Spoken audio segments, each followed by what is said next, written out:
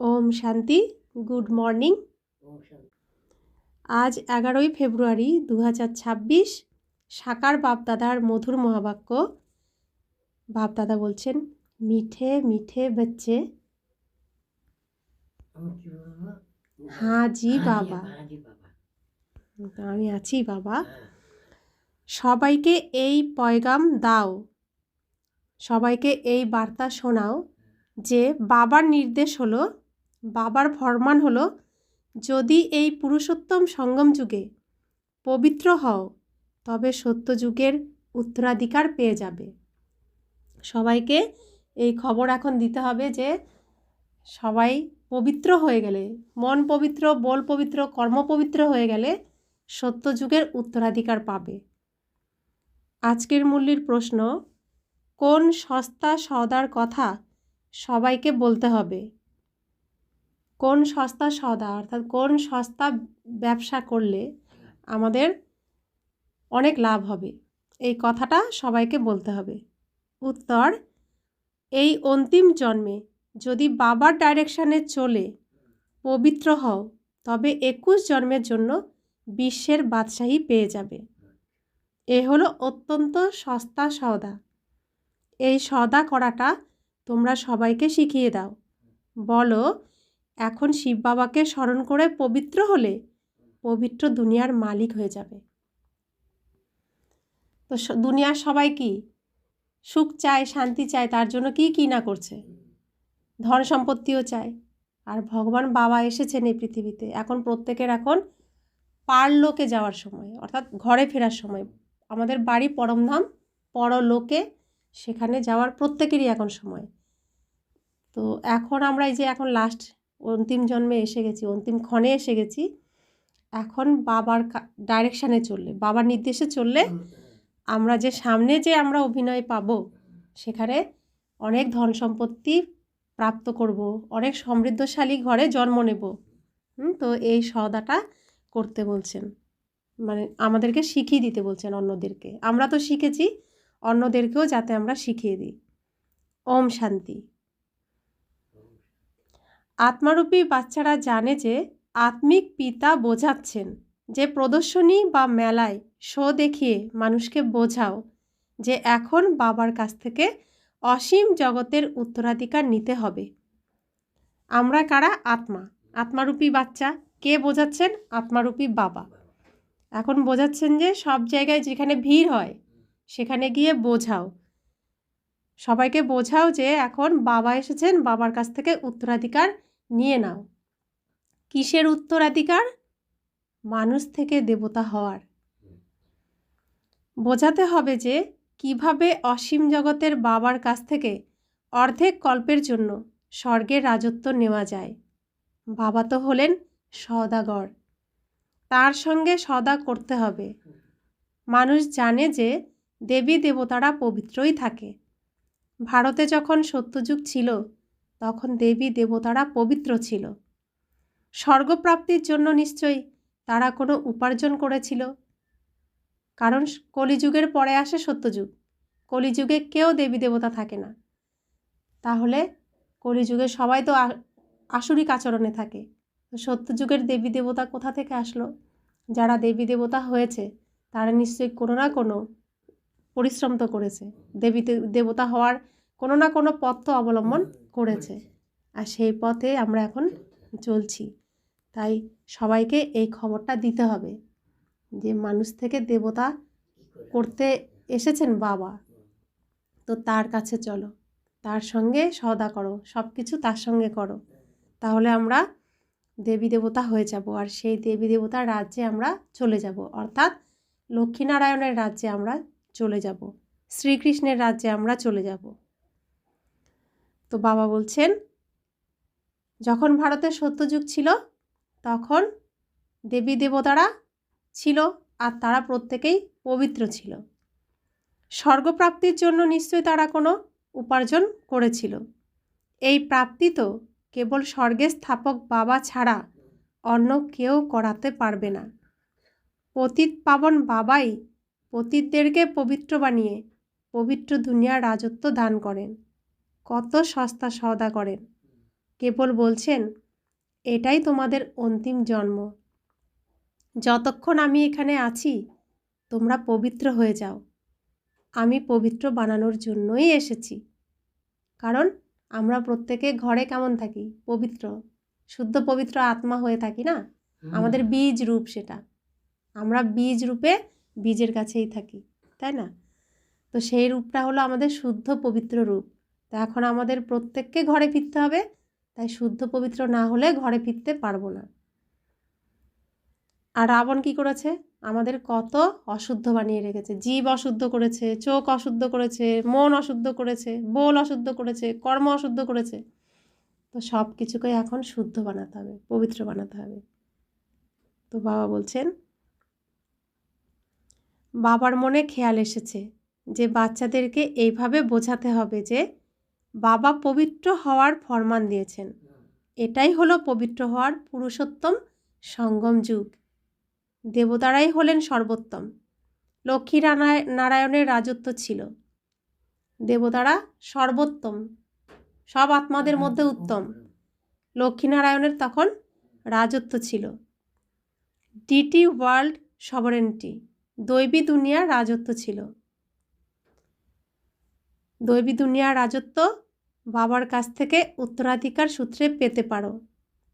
বাবাকে বাবা বলে স্বীকার করলে, মেনে নিলে, চিনলে, জানলে, বুঝলে, বাবার যা তা সব কিছু কার হবে? সন্তানেরই হবে। আমাদের বাবা, তো বাবার সম্পত্তি কি হবে? আমাদেরই হবে না? কিন্তু তাকে বাবা রূপে স্বীকার করতে হবে তবে, তাই না? ভগবান বললে, ঈশ্বর বললে হবে না। কারণ লৌকিক জীবনে যিনি আমার পিতা হবেন, বাবা হবেন, তার সব কিছু তো আমিই পাবো। কাকা, জ্যাঠা, মামা যারা আছেন তাদের কাছ থেকে কি পাবো? পাবো না। পিতা হলে তবেই তার কাছ থেকে পাবো, তাই না? তো ভগবানও যখন আমাদের পিতা বাবা হবেন তখনই তার কাছ থেকে পাবো। যদি তাকে পিতা না মানি তাহলে পাবো না। যেমন আমার লৌকিক পিতা, লৌকিক বাবা, কারো তো কাকা, কারো জ্যাঠামশাই কিছু তো হয়েছেন, কিন্তু তারা তো তার কাছ থেকে উত্তরাধিকার পাবে না। যে সন্তান সেই পাবে। তো ভগবানেরও যে সন্তান হবে সেই পাবে। তো আমরা এখন কি হয়েছি? আমরা ভগবানের সন্তান হয়েছি, বাচ্চা হয়েছি না? তিনি আমাদের এখন বাবা। তা আমরা তাই বাবা বলি। আর এটাকে কি বলি? বাবার বাড়ি বলি, বাবার ঘর। কোথায় এসেছি? বাবার বাড়ি এসেছি। তো বাবা বলছেন, বাবার শ্রীমত অনুসারে এই অন্তিম জন্মে পবিত্র থাকার জন্য যোগ বলের দ্বারা নিজেকে তমপ্রধান থেকে শতপ্রধান করার উপায়ও বলে দেন। নিজের কল্যাণের জন্য বাচ্চাদেরকে অবশ্যই খরচ করতে হবে। খরচা না করলে তো রাজধানী স্থাপন হবে না। লক্ষ্মীনারায়ণের রাজধানী স্থাপন হচ্ছে। বাচ্চাদেরকে অবশ্যই পবিত্র হতে হবে। মন, বাণী কিংবা কর্মের দ্বারা কোনো উল্টোপাল্টা কাজ করা যাবে না। তাহলে কি খরচ করতে হবে আমাদের? মন খরচ করতে হবে, তন খরচ করতে হবে, সময় খরচ করতে হবে, ধন খরচ করতে হবে। সব কিছু দিয়েই তার সেবা করতে হবে। মন দিয়েও সেবা করতে হবে, তাই না? বচন দিয়েও সেবা করতে হবে, কর্ম দিয়েও সেবা করতে হবে, ধন দিয়েও সেবা করতে হবে, তাই না? সব কিছু দিয়েই আমাদের এখন সেবা করতে হবে। সময় দিয়েও, সময়ও খরচ করছি, এটুকু সময় খরচ করছি তবেই তো পাচ্ছি। তো খরচ করতে হবে, তাই না? বাবা বলছেন, দেবতাদের মধ্যে কোনো খারাপ চিন্তা ভাবনা আসবে না, মুখ থেকে এরকম কথাবার্তা বেরোবে না। ওরা সকলেই সর্বগুণে সম্পন্ন, সম্পূর্ণ নির্বিকার, মর্যাদা পুরুষোত্তম। এটা হলো দেবতাদের গুণ। কি কি গুণ? সর্বগুণে সম্পন্ন, সম্পূর্ণ নির্বিকার, মর্যাদা পুরুষোত্তম, অর্থাৎ মর্যাদায় থাকে, সব সময় নিয়মে থাকে। সূর্য ওঠার আগে ঘুম থেকে ওঠা, সূর্য অস্ত গেলে নিজেরও শরীরের কি বিরাম দেওয়া। তো এগুলো নিয়ম। বড়দের সম্মান দেওয়া, প্রেম দেওয়া, সুখ দেওয়া, শান্তি দেওয়া, আনন্দ দেওয়া, প্রকৃত জ্ঞান দেওয়া, কুসংস্কার থেকে সবাইকে মুক্ত করা, পবিত্র আমাদের প্রেম ভালোবাসা দেওয়া, পবিত্র দৃষ্টি, পবিত্র ভাবনা, আর সকলকে শক্তি দেওয়া। এগুলো হলো দেবতাদের গুণ। তো সর্বগুণ সম্পন্ন আমরা সবসময় এই মর্যাদায় থাকবো। তো সবসময় আমরা কি দেব? খুশি দেব, শান্তি দেব, কখনো দুঃখ দেব না, কখনো অশান্তি দেব না, কখনো কুসংস্কারে কাউকে ঠেলে দেব না, না, যাকেই দেব খাঁটি পবিত্র স্নেহ ভালোবাসা দেব, ছলনা করব না। তো আমাদের এই গুণ, সর্বগুণ আর মর্যাদায় থাকতে হবে সবসময়। আর আমার মধ্যে গুণ কম থাকলে সেটাকে ধারণ করতে হবে। তো বাবা বলছেন অতীতে যারা ছিল তাদেরই গুণগান করা হয়। তাহলে কে ছিলেন আমাদের সামনে? আমাদের সামনে একজনকে তুলে ধরা হয়েছে, সে হলেন শ্রীকৃষ্ণ। তো শ্রীকৃষ্ণের গুণ কি? সর্বগুণ সম্পন্ন, সম্পূর্ণ নির্বিকার, মর্যাদা পুরুষোত্তম, অহিংসা তার পরম ধর্ম। তো সেই গুণ তো আমারও গুণ, তাকে দেখানো হচ্ছে, কিন্তু তার সাথে আমরাও তো প্রত্যেকেরই এই গুণ থাকাটাই উচিত, তবেই তারা দেবতা। বাচ্চারা, এখন তোমাদেরকেও দেবী দেবতা বানাতে এসেছি। শ্রীকৃষ্ণ রেডি হয়ে গেছেন, এখন তোমরা হবে, তোমাদেরকেও বানাতে এসেছি। তাই মন, বাণী কিংবা কর্মের দ্বারা কোনো খারাপ কাজ করো না। দেবতারা সম্পূর্ণ নির্বিকার ছিলেন। এই গুণ তোমরা এই সময়েই ধারণ করতে পারো, কারণ এই মৃত্যুপুরীতে এটাই তোমাদের অন্তিম জন্ম। পতিত দুনিয়াকে মৃত্যুপুরী আর পবিত্র দুনিয়াকে অমরপুরী বলা হয়। মৃত্যুপুরীর বিনাশ এখন অতি নিকটে, তাহলে অবশ্যই অমরপুরী স্থাপন হচ্ছে।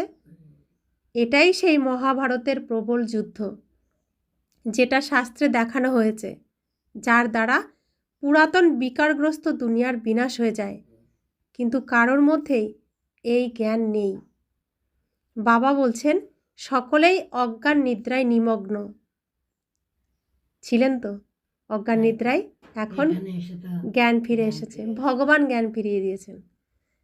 5 বিকারের নেশায় আচ্ছন্ন। বাবা এখন উপদেশ দিচ্ছেন, পবিত্র হও। মাস্টার গর্ত হতেই হবে, তাই না? তো তোমরা ভগবানের সন্তান, তোমাদেরকেও ভগবান হতে হবে। বাবা বলছেন তোমরা মাস্টার ভগবান, আমার সন্তান। তো লৌকিকে কোনো পিতা, তার সামর্থ্য নেই, সে হয়তো কোনো ভ্যান গাড়ি চালাচ্ছে, কিন্তু তার সন্তানকে তিনি ভালোভাবে পড়াশোনা করিয়ে ডাক্তার বানিয়ে ফেললেন, জাজ বানিয়ে ফেললেন, হয়েছে না এরকম? তাহলে সে কি মাস্টার হয়ে গেল? পিতার থেকেও সন্তানের মর্যাদা, গুণ সব কিছু বেশি। তো ভগবানও আমাদের বলছেন তুমি গডের সন্তান, তোমাকে মাস্টার গড হতে হবে। তুমি ভগবানের সন্তান, তোমাকে মাস্টার ভগবান হতে হবে। দেখুন, ভগবান বলছেন আমাদেরকে, পিতা বলছেন আমাদেরকে, কত আশা আমাদের উপরে। আমরা ভগবানের আশার দীপক, আশার প্রদীপ বলে না, আমার বংশের, আমার কুলপ্রদীপ, তা আমরা হলাম সেই কুলপ্রদীপ। তো বাবা বলছেন লক্ষ্মীনারায়ণকে গড গডেজ বলা হয়, ভগবান ভগবতী বলা হয়। শ্রীকৃষ্ণকে ভগবান বলা হয় কেন? ভগবানের সমস্ত গুণ তার মধ্যে আছে, সেজন্য বলা হয়। তো বাবা বলছেন লক্ষ্মীনারায়ণকে গড গডেজ বলা হয়, নিশ্চয়ই ভগবানের কাছ থেকে, গডের কাছ থেকে এই উত্তরাধিকার পেয়েছিল।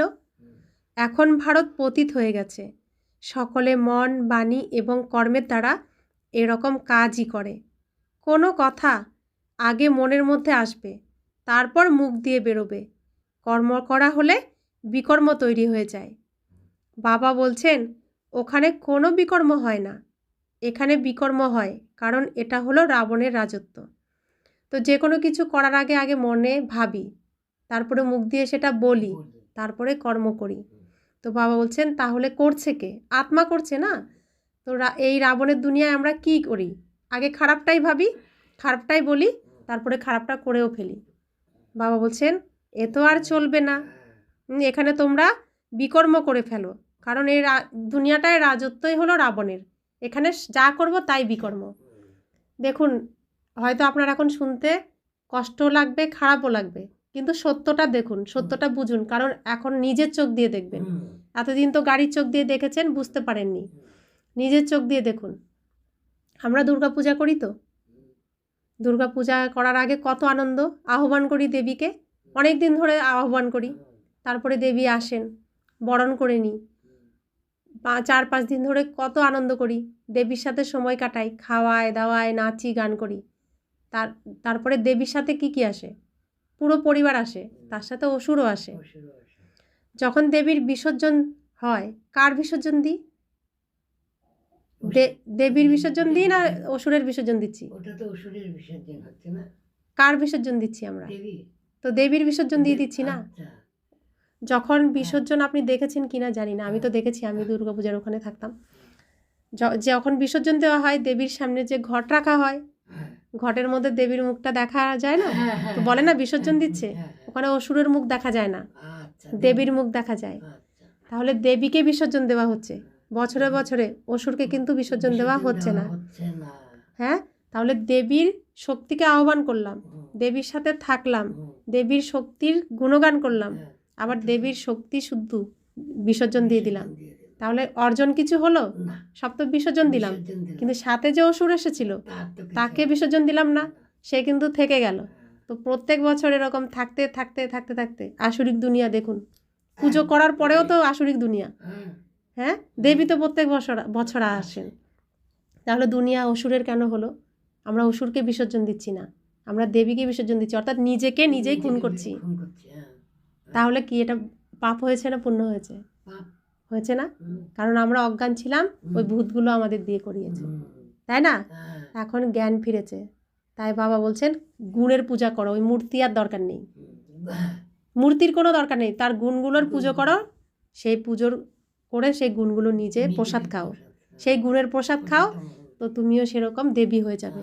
যা ভুল করেছ আর নয়, থামো, এবার থামো, দেখো কি করতে আর কি করা উচিত ছিল, এই জ্ঞান ফিরিয়ে দিচ্ছেন, তাই না? তা আমরা জানতাম না, তাহলে বিকর্ম কত করে ফেলেছি। আমি জানছি যে আমি পুণ্যকর্ম করছি, কিন্তু তার মধ্যে যে এত বড় বিকর্ম করেছি এই জ্ঞান তো ছিল না।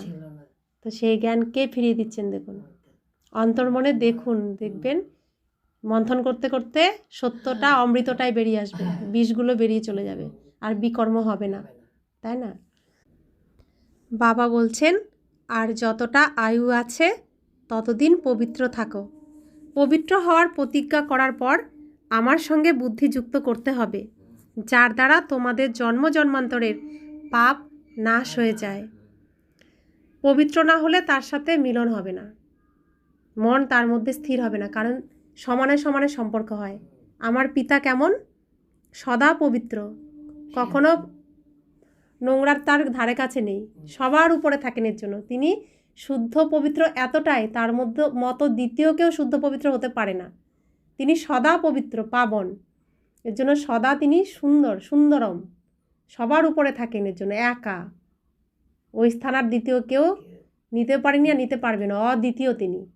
এত শুদ্ধ পবিত্র বাবা আমার জন্যই পৃথিবীতে এসেছে, তো তার সমান না হলে তার মনের সাথে মিলতে হবে না, তার সাথে মিলন করতে গেলে তার সমান পবিত্র হতে হবে। তাই বাবা বলছেন পবিত্র না হলে স্মরণ টিকবে না, তাকে দেখতে পাবো না, তার অনুভব করতে পারবো না। তো বলছে এটা তো তোমার অন্তিম জন্ম, আমরা তো ঈশ্বরীয় কুলে বাবার ঘরে চলে এসেছি, এটা অন্তিম জন্ম হয়ে গেছে, এখানে যাতে আর গর্ভের জেলে প্রবেশ আমরা না করি। আবার জন্ম নেওয়া মানে কি? গর্ভ জেলে প্রবেশ করব, আবার পৃথিবীতে আসব, আবার হামাগুড়ি দেওয়া শিখতে হবে, হাঁটা শিখতে হবে, পড়াশোনা শিখতে হবে, এই যে জীবনের যুদ্ধ আবার করতে হবে, এটা যেন আর এখানে না হয়। বাবা বলছেন তুমি এটাই যেন তোমার, এই যে এখানে এসে গেছো, যতটা জীবন থাকবে পবিত্র থাকো, শুদ্ধ থাকো, হিসেব মিটিয়ে ফেলো, তাহলে তো আর আসতে হবে না, তাই না? সেই জন্য বাবা বলছেন যে আর এরপরে যখন আমরা জন্ম নেব গর্ভ মহলে জন্ম নেব, সত্যযুগে তো গর্ভ মহলে জন্ম হয়, বিকারের দ্বারা তো জন্ম হয় না, তা আমাদের আর কোনো কষ্ট হবে না, এখানে জন্ম নিলেই জেল কাটতে হবে 9 মাস, জেল খাটতে ইচ্ছা করছে আর কোনো আমাদের সাজা টাজা পাওয়ার দরকার নেই, আমরা একবারে মহলে যাব। এর জন্য বাবা বলছেন এই অন্তিম জন্ম যতটুকু সময় আছে তুমি পবিত্র থাকো, আর পবিত্র হওয়ার প্রতিজ্ঞা করো, পবিত্র হলে তবেই বাবার সাথে বুদ্ধির যোগ হবে, আর তারপরে বুদ্ধির যোগ হলে আমাদের পাপ নাশ হবে, পাপ নাশ হলে আমরা 21 জন্মের জন্য স্বর্গের মালিক হয়ে যাব। বাবা অফার করছেন, বোঝাচ্ছেন যে এনার মাধ্যমে বাবা এরকম উত্তরাধিকার দিচ্ছেন। কার মাধ্যমে দিচ্ছেন? এই ব্রহ্মা বাবার মাধ্যমে উত্তরাধিকার দিচ্ছেন। তিনি হলেন শিব বাবা আর ইনি হলেন ঠাকুরদাদা। তাই সর্বদা বাপ দাদা বলা হয়। শিব বাবা এবং ব্রহ্মা ঠাকুরদাদা, আজকে ঠাকুরদাদা বানিয়ে দিয়েছেন। বাবা কত ভালো সওদা করছেন। এই মৃত্যুপুরীর বিনাশ অতি নিকটে, অমরপুরী স্থাপন হচ্ছে। ভারতবাসীদের কল্যাণের জন্যই প্রদর্শনী কিংবা মেলার আয়োজন করা হয়। বাবা এসেই ভারতে রামরাজ্য স্থাপন করেন। রামরাজ্যে অবশ্যই পবিত্র আত্মারাই থাকবে। বাবা বলছেন, বাচ্চারা, কাম বিকার অনেক বড় শত্রু। এই 5 বিকারকেই মায়া বলা হয়। এদেরকে পরাজিত করতে পারলেই তোমরা জগজ্জিৎ হয়ে যাবে। কেবল দেবতারাই হলো জগজ্জিৎ, আর কেউ জগজ্জিৎ হতে পারে না। তো আমরা জগজ্জিৎ যে এর প্রমাণ দেখুন, যখন ভগবান রাম, স্বয়ং ভগবান, যখন তিনি এই স্টেজে আসেন, তিনি আসার আগে কিন্তু আমরা আছি, এই স্টেজে আছি না? ভগবান এসেছেন তার আগে তো আমরা রয়েছি। তিনি এসে আমাদেরকে পবিত্র করছেন, আমাদের তো জন্ম দিচ্ছেন না। তো পবিত্র করছেন, শুদ্ধ পবিত্র করছেন, আমরা আগের থেকেই স্টেজে রয়েছি, তাই না? যখন রাবণের রাজ্য আসবে তখনও আমরা আগের থেকেই স্টেজে থাকবো, তারপরে রাবণ আসবে। অর্থাৎ আমরা এই স্টেজের মালিক। আমরা স্টেজ কখনো খালি করি না, সবসময় স্টেজে আমরা থাকি। কারা থাকি? যারা দেবী দেবতা ছিলাম তারা। দেখুন, আমরা কিন্তু এখানে জন্ম নিইনি, আমরা কিন্তু আগের থেকে ছিলাম। আমাদের শুধু এখন শরীররূপী খোলসটাকে ছাড়িয়ে দিচ্ছে। আত্মা অবিনাশী, আমি অবিনাশী আগের থেকে ছিলাম, তাই না? আছি। তো যখন রাবণ রাজ্য আসবে দ্বিতীয় পর্ব, তখনও আমরা থাকবো, তারপরে রাবণ আসবে, তাই না? তো এখন এর পর্বটা কি চলছে? যেমন কারেন্টের তার আরেকটা তারের সাথে জুড়তে গেলে কি করতে হয়? ওপরের যে কভারটা থাকে, কভারটা কেটে ফেলে না, কেটে তারপরে জুড়ে দেয়। তো সেরকম আমাদের শরীররূপী কভারটাকে খুলে, যেহেতু পিতার কভার নেই, তো কভারটা খুলে ভেতরের আমি যে আত্মা, মূল তার, এই তারের সাথে ভগবানের তার জুড়ে দেওয়া হলো। তবে কি হলো? কারেন্ট আসলো, তার মধ্যে থেকে শান্তি সুখ আসলো না? তো এই তার জুড়ে দেওয়া হলো, এই তার যেন না কাটে, তাই না? তো শরীর হলো কভার, তো কভারটাকে আমরা এখন ফেলে দিলাম। এখন কভারটা দিয়ে দিলাম ব্রহ্মা বাবার কাছে। ওটা ফুটো হয়ে গেছে, ছিঁড়ে গেছে, লিক করছে না? ওই লিকের মাধ্যমে তো মায়া ঢুকছিল। এখন সেটাকে আবার নতুন করবে ব্রহ্মা বাবা, তারপরে আমাদের আবার নতুন কভার লাগিয়ে দেবে। এখন আমাদের কভার নেই, আমরা আত্মা, কিন্তু ছিলাম তো এই স্টেজে। এখান থেকে নিয়েই কভার খুলে খুলে বাবা আমাদের পরিষ্কার করছেন, রিপেয়ার করছেন, তাই না? তো আমরা কখনো এই স্টেজ ছাড়িনি। অর্থাৎ এই পৃথিবীর মালিক আমরাই ছিলাম, আমরাই আছি, আমরাই থাকবো সব সময়। তো বাবা বলছেন, বাবা বুঝিয়েছেন যে যদি খ্রিস্টানরা নিজেরা মিলিত হয়ে যায় তবে সমগ্র বিশ্বে রাজত্ব করতে পারবে, কিন্তু সেটা হওয়ার নেই। খ্রিস্টানদের এখন শক্তি বেশি, ওরা পরে এসেছে স্টেজে, হ্যাঁ, আর ওদের ধর্ম স্থাপন করেছেন যীশুখ্রিস্ট, তারপরে তারা জন্ম নিয়েছে ওপর থেকে এসে। আর আমরা স্টেজে আগের থেকে ছিলাম, আমরা কিন্তু ওপর থেকে আসিনি, তাই না? তাহলে আমাদের মধ্যে তাদের মধ্যে পার্থক্য আছে। এইবার খ্রিস্টানরা যদি সব দেশ মিলে ওরা এক হয়ে যায়, তাহলে ওরা বিশ্বের মালিক হয়ে যাবে। কিন্তু ওরা কি করছে? নিজেরা বিনাশ করছে। এক দেশের সাথে আরেক দেশের কি যুদ্ধ চলছে, নিজেরাই নিজেদের সাথে মারামারি করছে, আমি মালিক ওরা করছে, আর নিজেদের শেষ করে দিচ্ছে। তো মহাভারতে এদের উল্লেখ কী আছে? যাদবরা নিজেরা মুসলের দ্বারা যুদ্ধ করে নিজেদের বিনাশ করেছে। তো এখন ওরা হচ্ছে যাদব, ওরা মিসাইলের দ্বারা যুদ্ধ করছে আর নিজেদের বিনাশ করছে, তাই না? তো সেটা তো বাবা বলছেন যে তারা রাজত্ব করবে, এটা তো হওয়ার নয়। এইসব বোমা তো পুরাতন দুনিয়ার ধ্বংসের জন্যই আছে। প্রতি কল্পেই এইভাবে নতুন থেকে পুরাতন দুনিয়া এবং পুরাতন থেকে নতুন হয়। নতুন দুনিয়ায় ঐশ্বরিক রাজত্ব থাকে, যাকে রাম রাজ্য বলা হয়। ঈশ্বরকে না জানার জন্য এমনিই রাম রাম বলতে থাকে। তবে তোমাদের মতো বাচ্চাদের অন্তরে এইসব বিষয়ে ধারণা থাকা উচিত। বরাবর আমরা 84 বার জন্ম নিয়ে শতপ্রধান থেকে তমপ্রধান হয়েছি। এখন পুনরায় শতপ্রধান হতে হবে। তো একটা দিনেও দেখুন এরকম। তো আমরা সকালবেলা কেমন এখন মন শতপ্রধান, একদম খুব সুন্দর মন সবার। তো যত বেলা বাড়তে থাকে মনের মধ্যে নোংরা আসতে থাকে, আচরণেও নোংরা আসতে থাকে, তাই না? তো এই সৃষ্টিতেও তাই। সত্যযুগ শিশুকাল, তো মন থাকে সুন্দর। তারপরে ত্রেতাযুগ কিশোরকাল, তখনও মন সুন্দর থাকে, কিছুটা আবার একটু সুন্দর মনটা কমতেও থাকে। তারপরে আবার কি হয়, সুন্দর অর্ধেক হয়ে যায়, আবার কুৎসিত হয়ে যায়, আর কলিযুগে পুরোটাই নোংরা হয়ে যায়। তো আমাদেরও সকালে মন কত সুন্দর, বিকেলেও সুন্দরই থাকে, কিন্তু রাত হয়ে গেলে মন, বিকেল হলে কি এখানে যাব সেখানে যাব, আর গভীরতা তো আরও তমপ্রধান, নোংরা সবাই। তো সৃষ্টিতেও তাই। আবার ভোরবেলা কি হয়ে যায়, আবার সুন্দর হয়ে যায়। তো চলতেই থাকে এরকম। সৃষ্টিতেও তাই। এখন কলিযুগের শেষ, কলিযুগে তমপ্রধান হয়ে গেছি, আবার সত্যযুগ সকাল হবে, আমরা আবার সুন্দর হয়ে যাব, তাই না? তো এটা চক্রাকারে এটা চলতেই থাকে। তাই বাবা বলছেন এখন পুনরায় শতপ্রধান হতে হবে, কারণ সকাল হতে চলেছে। এগুলো শিব বাবার নির্দেশ। এই নির্দেশ অনুসারে চললে 21 জন্মের জন্য পবিত্র দুনিয়ায় উঁচু পদমর্যাদা পাবে। এবার তুমি চাইলে পুরুষার্থ করবে অথবা করবে না, তুমি চাইলে স্মরণ করবে, অনেককে রাস্তা দেখাবে অথবা দেখাবে না, সম্পূর্ণটাই তোমার ইচ্ছে। বাবা তো জোর করবেন না, বা আমরাও কেউ জোর করব না, আমরা শুধু রাস্তা দেখাবো। চলবে কি চলবে না সেটা সম্পূর্ণ আপনার নিজের দায়িত্ব। প্রদর্শনীর মাধ্যমে বাচ্চারা অনেকজনকে রাস্তা বলে দেয়, নিজেরও কল্যাণ করতে হবে। এটা খুবই সস্তার লেনদেন। কেবল অন্তিম জন্ম পবিত্র থাকলে আর শিব বাবাকে স্মরণ করলে তোমরা তমপ্রধান থেকে শতপ্রধান হয়ে যাবে। কত সস্তা ব্যবসা, জীবনটাই পুরো পাল্টে যায়। এরকমভাবে চিন্তা ভাবনা করতে হবে। তো জীবন পাল্টে গেল না? ভাবুন, আপনি 4 দিন 5 দিন আগে যা ছিলেন, এই 4 দিন 5 দিন পরে একই কি আছেন? অনেক পরিবর্তন এসেছে না? পুরো জীবনটাই পাল্টে যায়। বাবার কাছে বিভিন্ন খবরাখবর আসে। রাখি পরাতে গেলে কেউ কেউ বলে যে আজকাল তমপ্রধান দুনিয়ায় পবিত্র থাকা তো অসম্ভব, কিন্তু ওই বেচারারা জানেই না যে এটা হলো সঙ্গম যুগ। বাবাই পবিত্র বানান, স্বয়ং ভগবান এসেছেন পবিত্র বানাতে। পরম পিতা এদের সহায়, আমাদের সহায়। ওরা জানে না যে এখানে কত বড় প্রাপ্তি হয়। জানে কি? ওরা কেউ তো জানে না। আমরা জানি যে এখানে কত বড় প্রাপ্তি হচ্ছে।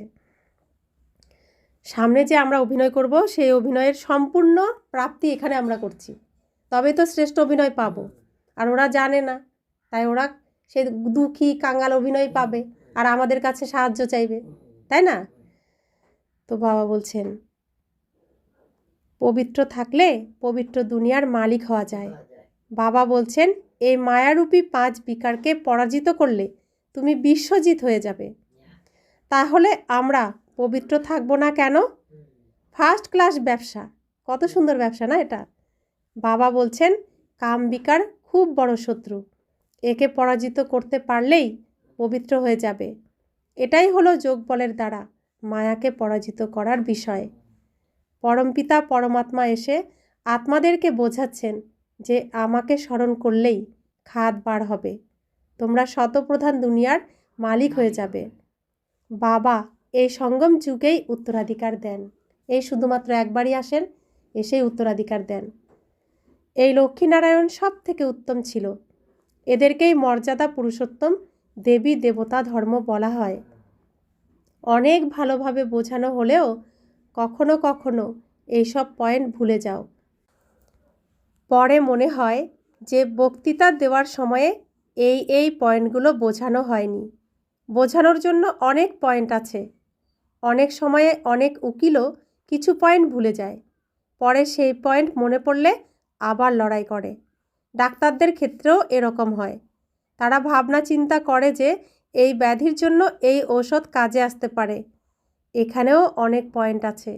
বাবা বলছেন আজকে তোমাদেরকে একটা খুব সূক্ষ্ম বিষয় বোঝাচ্ছি, কিন্তু যারা বুঝবে তারা সবাই পতিত, তাকে পতিত পাবন বলা হয়। কিন্তু কাউকে যদি পতিত বলো তবে সে রেগে যাবে, তবে ভগবানের সামনে গিয়ে সত্যি কথা বলে, হে পতিত পাবন, তুমি এসে আমাদেরকে পবিত্র বানাও। কিন্তু ঈশ্বরকে ভুলে গেলেই মিথ্যে কথা বলে দেয়। তো ভগবানের সামনে গেলে তখন আর মিথ্যা থাকে না, সত্যটা বলে ফেলে। কিন্তু ভগবানের থেকে আবার সরে গেলেই মিথ্যা কথা আবার বলা শুরু করে দেয়। তো বাবা বলছেন, তাই খুব যুক্তি দেখিয়ে বোঝাতে হবে যাতে সাপও মরে, লাঠিও না ভাঙে। বাবা বলেন, ইঁদুরের কাছ থেকেও শিক্ষা নাও। ইঁদুর এমনভাবে কামড়ায় যে রক্ত বেরোলেও কিছুই বুঝতে পারা যায় না। তো বলছে, ওরা যে সবাই রাবণের বিষে একদম বিষাক্ত হয়ে রয়েছে না সবাই, আমরাও ছিলাম এক সময়। তো বাবা বলছেন, ওদের ইঁদুর যেরকম কি কাটলে বোঝা যায় না, কিন্তু পরে রক্ত বেরোলেও দেখা যায়। বলছে ওদেরও এরকম করে কাটো যাতে ওই বিষ বেরিয়ে যায়। তাই ইঁদুরের থেকে শিক্ষা নাও, যে এমনভাবে যুক্তি দিয়ে বোঝাও সাপও মরবে না, লাঠিও ভাঙবে না। তো ইঁদুরের থেকেও শিক্ষা নাও যে কীভাবে ওদের বিষ বের করার জন্য ওখানে ফুটো করা যায়। তবে বিষ বেরিয়ে গেলেই তো ঠিক হয়ে যাবে না, ওরা ঠিক হয়ে যাবে তো। তাই বলছেন। তাই বাবা বলছেন, অতএব বাচ্চাদের বুদ্ধিতে সমস্ত পয়েন্ট রাখতে হবে। যারা যোগযুক্ত থাকে তারা প্রয়োজনের সময়ে সাহায্য পেয়ে যায়। যে শোনাচ্ছে তার থেকেও যে শুনছে সে বাবার কাছে বেশি প্রিয় হতে পারে। যে বোঝাচ্ছে বা যে শোনাচ্ছে তার থেকেও যে শুনছে সে বাবার কাছে বেশি প্রিয় হতে পারে। কিভাবে হতে পারে? যত যোগ করবেন বাবার, যত স্মরণ করবেন বাবার, তত সে প্রিয়। বাবা স্বয়ং বসে থেকে বোঝাচ্ছেন। এমনভাবে বোঝাতে হবে যাতে ওরা মনে করে যে পবিত্র হওয়া তো খুবই ভালো। এই এক জন্ম পবিত্র থাকলে আমরা 21 জন্ম পবিত্র দুনিয়ার মালিক হয়ে যাব। এইটুকু যে এই জন্ম হয়ে গেল এখানে ঈশ্বরীয় পরিবারে, এরপর যতটা সময় আছে আমি পবিত্র থাকলে সত্যযুগ ত্রেতা যুগের আমরা মালিক হয়ে যাব, তাই না? তো কত বড় প্রাপ্তি! তো এইটুকু সময় পবিত্র থাকা কি অসম্ভব? কারণ সত্যযুগ থেকে এই পর্যন্ত আমরা তো সংসার জীবনের অভিনয়ই করে গেছি। এখনও আমরা এইখানে থেকেও আমরা সংসার জীবনেই থাকবো, কিন্তু পবিত্র থাকবো এইটুকু সময়। তো বাবা বলছেন, ভগবানুবাচ, যদি এই অন্তিম জন্ম পবিত্র থাকো, ভগবান বলছেন, তবে আমি কথা দিচ্ছি যে ড্রামার পরিকল্পনা অনুসারে তোমরা 21 জন্মের জন্য উত্তরাধিকার পেতে পারবে। ভগবান দায়িত্ব নিচ্ছেন এটা। তিনি কথা দিচ্ছেন যে তুমি শুধু আমার কথা শোনো, পবিত্র হও, তাহলে 21 জন্মের জন্য সম্পূর্ণ উত্তরাধিকার, আমার যা কিছু আছে সব তোমার। আমরা প্রতি কল্পেই এই উত্তরাধিকার পেয়ে থাকি। যার সেবার প্রতি রুচি থাকবে সে বুঝবে যে অন্যদেরকে গিয়ে বোঝাতে হবে, দৌড়ঝাঁপ করতে হবে। বাবা হলেন জ্ঞানের সাগর। তিনি অসীম জ্ঞান বর্ষণ করে যাচ্ছেন। তিনি জ্ঞান বর্ষণ করেই যাচ্ছেন না, জ্ঞান গঙ্গা তিনি প্রবাহিত করতেই থাকছেন। যে আত্মা যত পবিত্র তার তত ভালো ধারণা হয়, খুব নামডাক হয়।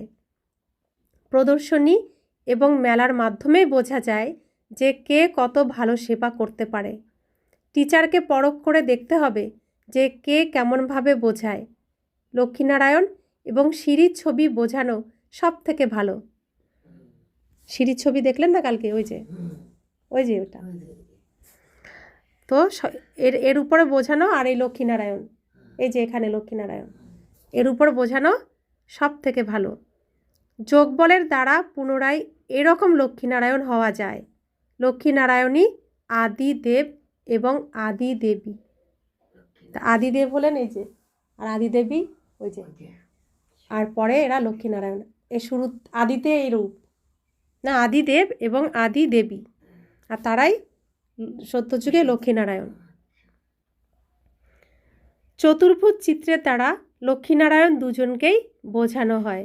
ওই যে বিষ্ণু রূপ, বিষ্ণু ওখানে যুগল মূর্তি, 4টে হাত, যে এটা দুটো হাত লক্ষ্মীর, দুটো হাত নারায়ণের যুগল মূর্তি।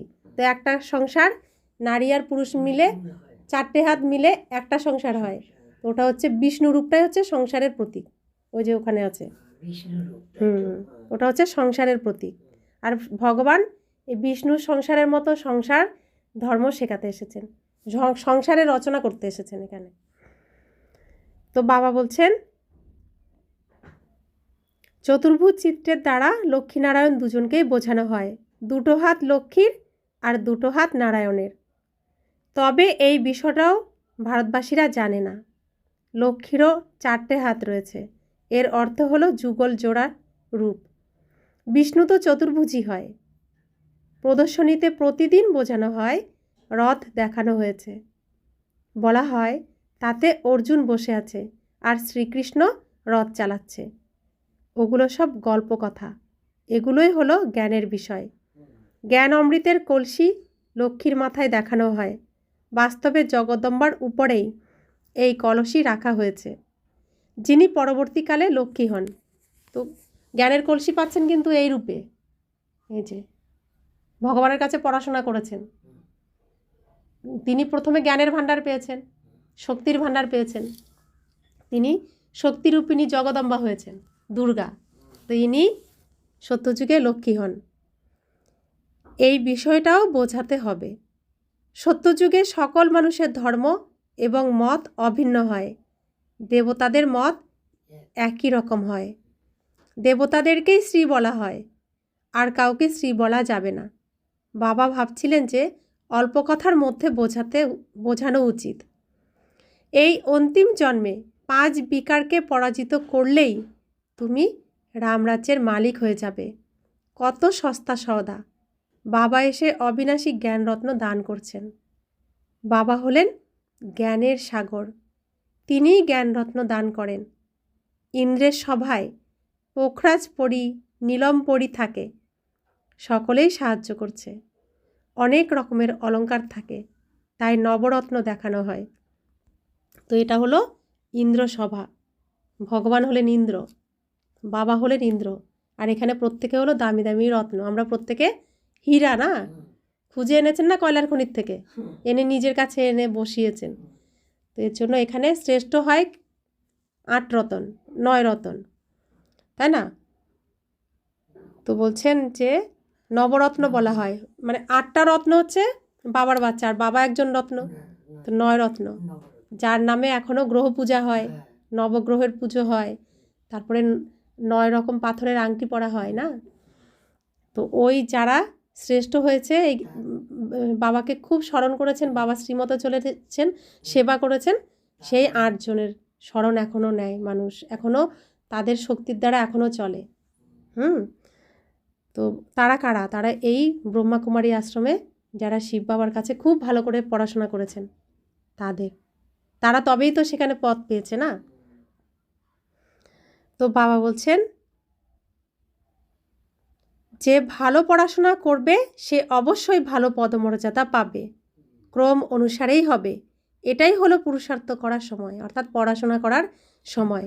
এই যে আপনি ভর্তি হলেন ভগবানের স্কুলে, তো এখান থেকে ধীরে ধীরে এই প্রাইমারি স্কুল থেকে হাই স্কুল থেকে ইউনিভার্সিটি সব পড়া পড়বেন এখানে ভগবানের ঈশ্বরীয় বিশ্ববিদ্যালয়ে।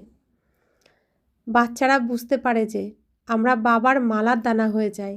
যত বেশি শিব বাবাকে স্মরণ করবে, এই স্মরণের যাত্রার প্রতিযোগিতায় তত এগিয়ে যাবে, তাড়াতাড়ি পাপ নাশ হবে।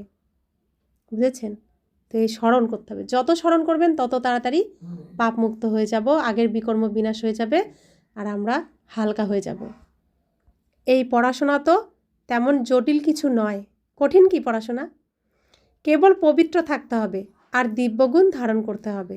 মুখ থেকে কখনো পাথরের মতো দুঃখদায়ী কথা বলা যাবে না।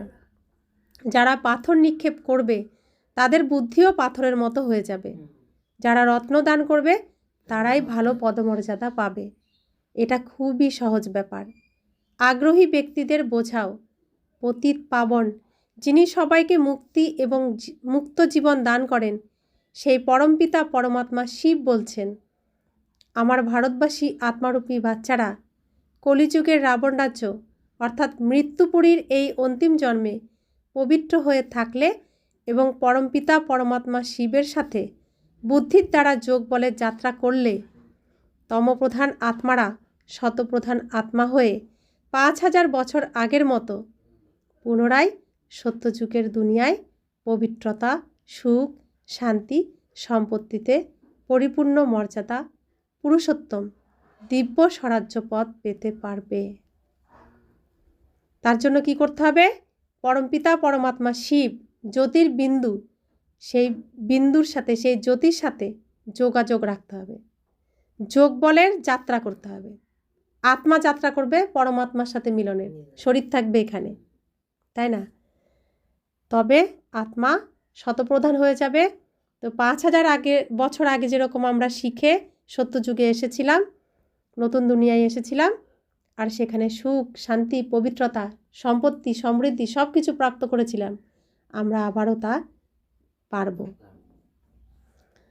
তবে অবশ্যম্ভাবী প্রবল বিনাশের আগেই বাবা আমাদেরকে উত্তরাধিকার দিচ্ছেন, শিক্ষা দিচ্ছেন। বিনাশের কার্য শুরু হয়ে গেলে তো বাবা ওই কাজে ব্যস্ত হয়ে যাবেন। এদিকে বিনাশ, ওদিকে স্থাপনা, বাবা আর আমাদের সময় দিতে পারবেন না। বিনাশ অর্থাৎ যুদ্ধ শুরু হওয়ার আগেই, প্রবল যুদ্ধ শুরু হওয়ার আগেই আমাদেরকে তৈরি হয়ে যেতে হবে। তাহলে সময় কত কম, দিন রাত এক করে এখন পড়াশোনা করতে হবে। যেমন পরীক্ষার আগে বাচ্চারা কি করে, রাত দিন এক করে পড়ে, তো সেরকম করতে হবে। তো বাবা বলছেন যত বেশি পড়াশোনা করবে তত ভালো পদমর্যাদা পাবে। তিনি অবশ্যই তার সাথে নিয়ে যাবেন। বাবা এসেছেন, আমরা শুদ্ধ পবিত্র হলে তার সাথে চলে যেতে পারবো, হাত ধরে নিয়ে। বাবা বলছেন আমি এসেছি, পলকমে বিঠা কে লে যাউঙ্গা। এত হালকা হও যে চোখের পলকে বসতে পারো, বাবার চোখের পলকে বসে চলে যাব, এতটা হালকা হও। এত হালকা অর্থাৎ শুদ্ধ পবিত্র হও। যে যত শুদ্ধ পবিত্র সে তত হালকা হয়েই দেখবেন। যখনই আপনি শুদ্ধ খাবার খাবেন দেখবেন শরীর মন কত হালকা। যত মন শুদ্ধ হবে তত শরীর আরও হালকা হালকা হতে থাকবো। তো শিব বাবা এত হালকা যে সবার উপরে থাকেন, কত উঁচুতে থাকেন, যত হালকা তত উপরে উঠে যাবে, তাই না? তো আমরাও যত হালকা হব তত বাবার কাছে চলে যাব। তো তিনি এসেছেন আমরা যাতে চোখের পলকে বসতে পারি, এতটা হালকা হতে হবে। এত হালকা হয়ে বাবার চোখের পলকে বসে বসে বাড়ি চলে যাব। তো বাবা বলছেন তাহলে আমরা কেন এই পুরাতন শরীর কিংবা এই দুনিয়ার কথা চিন্তা করব? এই ভারী মাটির শরীর, ভাঙাচোরা শরীর, এ নিয়ে আর কেন চিন্তা করব? এটা তো তোমাদের জন্য পুরাতন দুনিয়াকে ত্যাগ করার সময়। এই সময় বৈরাগ্য আনতে হবে। রাবণের দুনিয়ার সব কিছু ত্যাগ, সন্ন্যাস নিয়ে নেব আমরা। আত্মাদের কাছ থেকে সন্ন্যাস নেব না, খারাপের থেকে সন্ন্যাস নেব। এইসব কথা নিয়ে যদি বুদ্ধিতে মন্থন চলতে থাকে তবে অতি উত্তম। পুরুষার্থ করতে করতে যত সময় এগিয়ে আসবে তখন ভবিষ্যতে আর ঝিমুনি আসবে না। তখন দেখবে যে এই দুনিয়ার তো আর সামান্য সময় অবশিষ্ট আছে। তাই বুদ্ধির দ্বারা যুক্ত হতে হবে। সেবা করলে অনেক সাহায্যও পাওয়া যায়। যত বেশি করে কাউকে সুখের রাস্তা দেখাবে তত খুশিতে থাকবে। যত বেশি অন্যকে আমি এই সুখের রাস্তা দেখাবো আর কেউ সুখ প্রাপ্ত করবে তত খুশি লাগবে না যে আমি তাকে সুখ দিতে পেরেছি, সুখের দান দিয়েছি আমি। পুরুষার্থ তো চলতেই থাকে, ভাগ্য ক্রমশ স্পষ্ট হয়। বাবা পুরুষার্থ করা শেখাচ্ছেন। কেউ কেউ সেই অনুসারে চলতে শুরু করে দেয়, কেউ কেউ করে না। তোমরা জানো যে কোটিপতি কিংবা কোটিপতিরা তো এক নিমেষে ধূলিসাৎ হয়ে যাবে। কোটিপতি যারা আছেন বা কোটি কোটিপতি যারা আছেন তারা তো এক নিমেষে ধূলিসাৎ হয়ে যাবে, কিছুই থাকবে না, না সব তো শেষ হয়ে যাবে। আর আমরা অবিনাশী সম্পদ প্রাপ্ত করছি, আমাদের কখনো বিনাশ হবে না, আমাদের সব সময় থাকবে। আগের কল্পে করেছিলাম উপার্জন, এখনও তা প্রাপ্ত করছি, আবার এখন উপার্জন করছি তা সামনের শেষ পর্যন্ত, সত্যযুগ থেকে কলি যুগ পর্যন্ত আমরা পাব। अच्छा मीठे मीठे सिखिला दे बच्चों प्रति माता पिता बाप दादा का याद प्यार और गुड मॉर्निंग। रूहानी बाप की रूहानी बच्चों को नमस्ते। हम रूहानी बच्चों की रूहानी माता पिता बाप दादा को याद प्यार, गुड मॉर्निंग और नमस्ते नमस्ते नमस्ते। शुक्रिया बाबा, शुक्रिया बाबा, शुक्रिया। धारणार जन्य मुख्य सार। प्रथम धारणा, উঁচু পদমর্যাদা পাওয়ার জন্য মুখ থেকে সর্বদা রত্নই বের করতে হবে, পাথর নয়। মন, বাণী এবং কর্মের দ্বারা এমন কর্ম করতে হবে যাতে মর্যাদা পুরুষোত্তম হওয়া যায়। দ্বিতীয় ধারণা, এই অন্তিম জন্মে পবিত্র হওয়ার প্রতিজ্ঞা করতে হবে। সবাইকে পবিত্র হওয়ার যুক্তি বলতে হবে। বরদান, যারা এভার রেডি থাকে যারা এভার রেডি থাকে তাদের প্র্যাকটিক্যাল স্বরূপ এভার হ্যাপি হবে। এভার এভার হ্যাপি হবে মানে সবসময় সুখের মুখ থাকবে, সুখী থাকবে, খুশিতে থাকবে। কোনো পরিস্থিতিরূপী পরীক্ষা রূপী পরীক্ষা বা প্রাকৃতিক বিপর্যয় দ্বারা আগত পরীক্ষা বা কোনো শারীরিক কর্মভোগ রূপী পরীক্ষা এসে যায়, এই সকল প্রকারের পরীক্ষাতে ফুল পাস হওয়াকেই এভার রেডি বলা হবে। তো এখন আমাদের অন্তিম সময়, তো অন্তিম সময়ে তো পরীক্ষা দিতে হবে, কারণ বিকর্ম আমরা কি করেছি জানি না। মন দ্বারা বিকর্ম করেছি তো মনে কষ্ট পাই, শরীর দ্বারা বিকর্ম করছি তো শরীর কষ্ট পায়। কিন্তু শরীরের তো কোনো দোষ ছিল না, আমাকে বহন করছে, শরীর আমার রথ, তাই না? তো তার কি দোষ? অথচ সেই শরীর আমার এত বড় বন্ধু, আমার বিকর্মের বিনাশ, সেই শরীর ভাগ নিচ্ছে, শরীর বিনাশ করে দিচ্ছে। তাই শরীরকে ধন্যবাদ। তো শরীর খারাপ, আমার শরীর খারাপ, এ কথাটা বললে কি শরীরটা কি খারাপ? আসলে শরীর তো ভালো, আমার বিকর্ম বিনাশ করছে। তাই আমার শরীর খারাপ কথাটা উচ্চারণ কখনোই আর করব না। আমার শরীর খুব ভালো, আদর করতে হবে। তুমি আমার এই পাপ কর্মের ভার নিলে, আর কেউ তো নিল না, তুমি নিলে শুধু। তুমি আমার কত বড় বন্ধু, পরম বন্ধু, তুমি খুব ভালো। কখনোই বলবেন না আমার শরীর খারাপ। তো শরীর খারাপ হলে সে আপনাকে যদি সবসময় বলা হয় আপনি এটা ভালো করতে পারেন না, ভালো করতে পারেন না, আপনি কি বলুন? পারি না, যখন আর করবই না। যদি বলা হয় খুব ভালো হয়েছে, খুব ভালো হয়েছে, উৎসাহ আসবে। তো শরীরকে যদি বলেন তুমি খুব ভালো, খুব ভালো, তো শরীরের ভিতরের যে রোগ, সেও জানবে যে আমাকে আদর করছে, সেও তাড়াতাড়ি চলে যাবে। আপ্যায়ন করে ফেললাম, অতিথি এসেছে না, আপ্যায়ন পেলে কি হয়, খুশি টুশি হয়ে চলে যায়। আর আপ্যায়ন না করলে বারবার আসবে, জ্বালাবো আবার তোকে, তো রোগ আবার আসতে থাকবে। সেজন্য শরীররূপী কর্মভোগ, এর দ্বারা আমার পাপ কর্মের বিনাশ হয়ে যাচ্ছে, তাই খুশি মনে এটাকে পার করতে হবে। আর প্রকৃতি, সেও আসবে এখন, বিনাশের কার্য চালাবে। পরীক্ষা আসবে না প্রকৃতির, কারণ শীত বেশি পড়বে, গরমও বেশি পড়বে, বর্ষাও বেশি হবে, সব কিছুই বেশি বেশি। তাই বলে বাবার পড়া ছাড়বো না, বাবার কাছে আসা ছাড়বো না, প্রকৃতির প্রহারেও আমরা থামবো না। কারণ মায়া আটকানোর তো সব রকম ব্যবস্থা করবে, আমরা মায়ার কাছে হারবো না, তাই না? তো বাবা বলছেন এই সকল প্রকারের পরীক্ষাতে, আপনি বলুন। এই সকল প্রকারের পরীক্ষাতে ফুল পাস হওয়াকেই এভার রেডি বলা হবে। যেরকম সময় কারোর জন্য থেমে থাকে না, এরকম কোনো বাধা তোমাদেরকে থামাতে পারবে না। মায়ার সূক্ষ্ম বা স্থূল বিঘ্ন এক সেকেন্ডে সমাপ্ত হয়ে যাবে, তখন এবার হ্যাপি থাকতে পারবে।